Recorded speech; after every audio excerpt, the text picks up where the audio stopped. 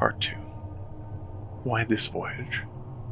Why would a young physician from a moneyed family, and therefore likely flush with prospects, seek such a lonely place as the desolate continent to which the Beacon Hill was headed?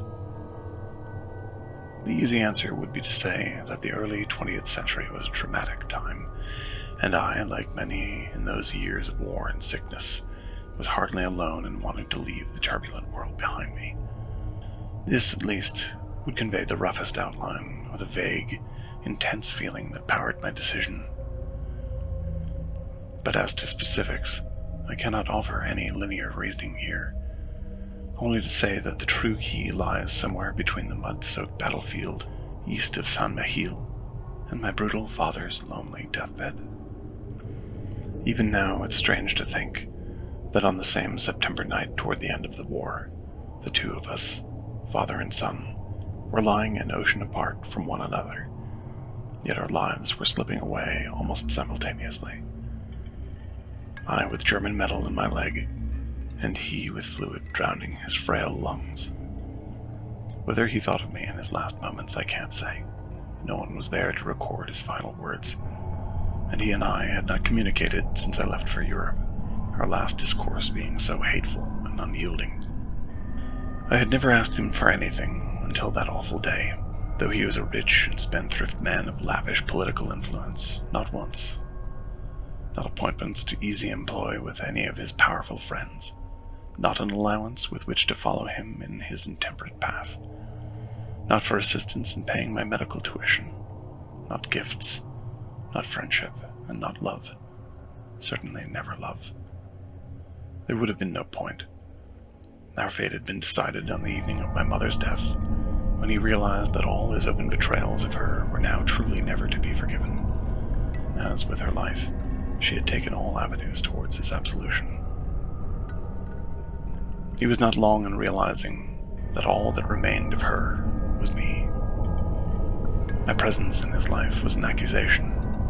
I multiplied his unsolvable guilt simply by occupying the same room. So there was no need to ask for anything. His denial of me became an unspoken pillar of my existence. And yet still, it was a shock when on that day I begged him to save my life and he said no. I showed him the draft notice. I told him of the lives lost in the Somme offensive. Nearly 20,000 British youth ground to bloody meal over the course of months the previous year, all for the grand total of pushing the line forward 6 miles. He understood what I was asking of him. Use your influence, save your son. And for a moment, his eyes reddened, and I thought that he would. Instead, something else overtook him. He slapped me, and made much of his disgust at my cowardice and absent patriotism. But as he dressed me down, I could hear that his voice was only an imitation of disappointment. By contrast, his eyes revealed a wild relief. For finally, I was beneath him, and he knew that from this lowly, shameful place, I was no longer fit to be his judge. I would be taken far away. I might never return, and he would be free. In the end, of course, it was a fantasy. The guilt never left him, but rather grew, souring to anger.